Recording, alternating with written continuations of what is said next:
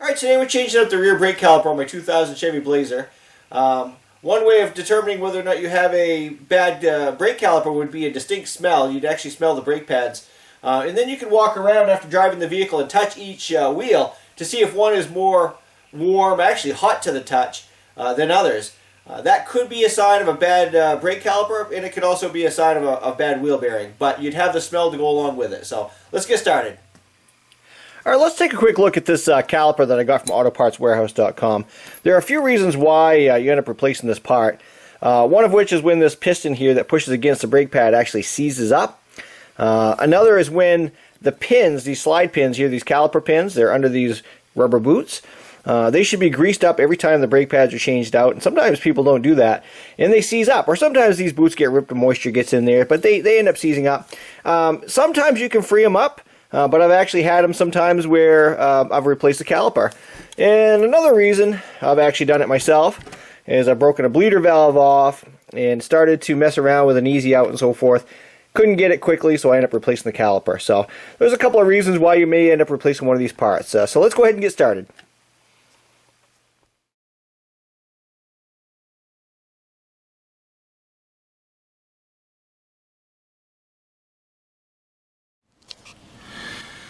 Alright, I'm going to start by removing the banjo bolt that holds this brake hose to the caliper, and I'm using a 1/2 inch wrench. And I've got a pan underneath because you are going to lose some brake fluid by doing this. We'll have to bleed this out when we're done. Okay, the new caliper came with a new banjo bolt and crush washers, but I'm just going to pull this out and wrap this brake hose in a rag and set it aside.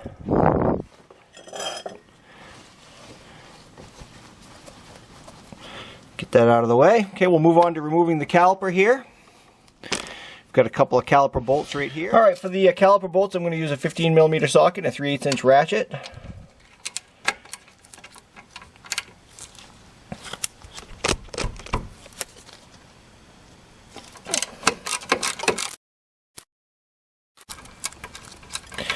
And we'll move on to the bottom one. Okay, so for the bottom caliper bolt, it's right there. I'm going to leave the camera on the top, but I'm going to get to it from underneath. And keep in mind, we're not removing the pin bolts, which are right here. These are the slide pins I showed you earlier. But we're removing the caliper bolts that mount the caliper.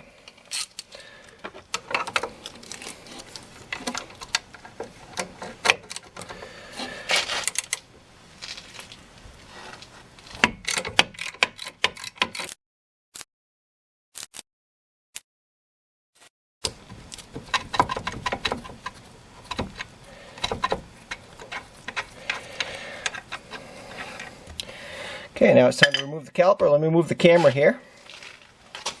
Alright, so you may have to pry this off if your rotor has developed a ridge, and this one actually looks like it should be replaced. Another symptom of a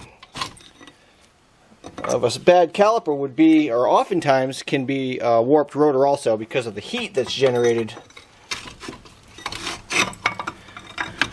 Okay, and I'm going to use these pads again because I caught this in time. They didn't wear down that much, and they're not that old. There's plenty of meat left on those. So. Okay, so the new caliper came with these tins, I call them, or these inserts for the pads.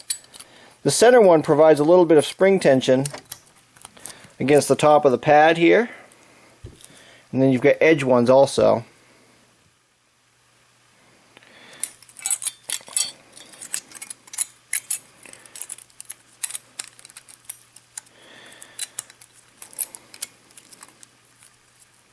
Just kind of spring clip in there. I don't know if you can see it very well on camera, but you can see that it's kind of molded like the bracket, so that kind of helps you out. And you can also look at the old ones too. Alright, so let's put the pads in here. What you need to do is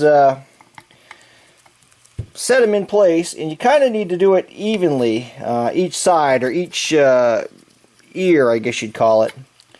And push down at the same time. When you get one side in, don't push it in too far, because you won't be able to get the other side in. So you kind of put them in at the same time. If you put one in too far, the other side's not going to go. So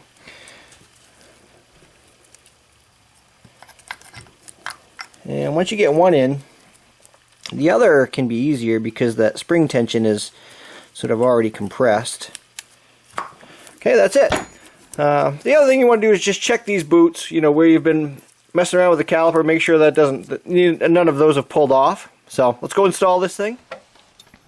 Okay, so the other thing I've done here is I've left the banjo bolt in place because I don't want rust and debris and so forth getting into my brand new caliper.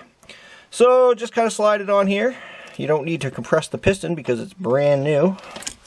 Make sure your pads don't fall out of place or anything.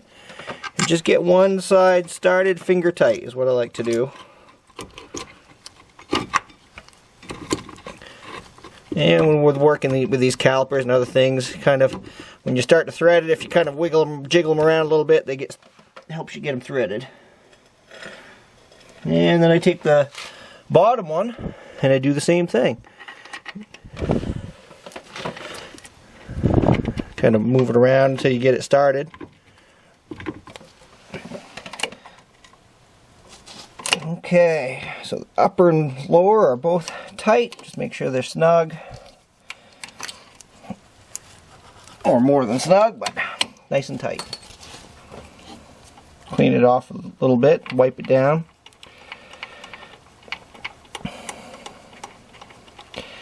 And your new caliper should have come with a new banjo bolt and 2 new crush washers. And the crush washers go one on each side. So go like that.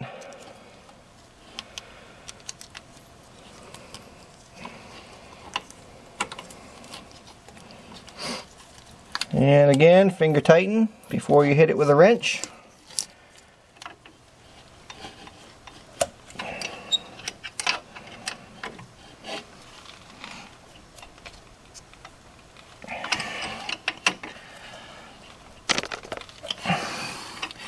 Okay, next we need to actually bleed this line and test for leaks here on the banjo bolt.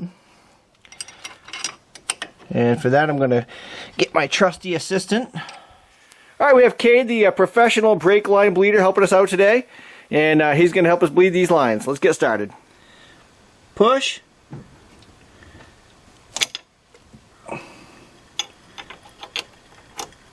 Release. Push. Release. Push. Hold it. And release. I'm just going to do it one more time so you can see what I'm doing here up on this end. Every time I say push, he's pushing the brake pedal in, he's holding it. I'm actually cracking the bleeder valve, letting fluid out, and then I tighten it, and then I tell him to release so that we don't pull any air back in. And that's it. What you want to watch for is, you know, make sure you have a steady flow of fluid. Alright, that's it. Before you take it for a drive, make sure you pump the brakes up nice and tight so that before you even put it in gear. Thanks to AutoPartsWarehouse.com for the caliper. They have great selection of parts at great prices. Go ahead and check them out. Go ahead and leave questions and comments below. Hopefully this video has been helpful. If you like this kind of thing, please hit that subscribe button and give me a thumbs up. And thanks for watching. Have fun.